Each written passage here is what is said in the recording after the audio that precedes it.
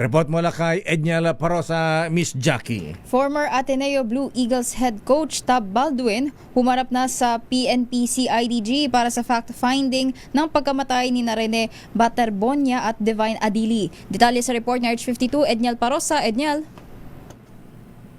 Sa kaunahang pagkakataon, Lakay at Jackie humarap sa investigasyon ng otoridad. Dating Ateneo Blue Eagles head coach Tab Baldwin, alas 8:18 ngayong umaga dumating dito sa Camp Crami si Baldwin para sa fact-finding hearing ng CIDG.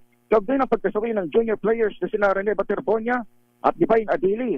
Kung hindi tatalima itong si Baldwin sana sa ikalawang patawag sa pina na ito ng pulisya, ay nagbanta si Interior Secretary John Vic Remulla na maaari siyang maharap sa indirect contempt.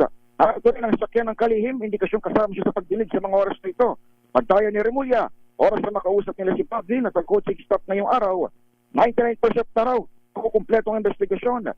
May nasaan pa silang haharap na Manilaro o coach araw ng Lunes at pagsapit ng Martes, target na ng CIDG na makapag-refer ng kaso sa Department of Justice.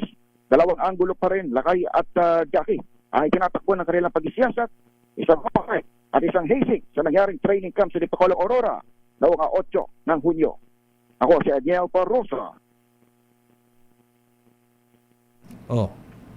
Naglilingkod sa pagbabalita. Dummy.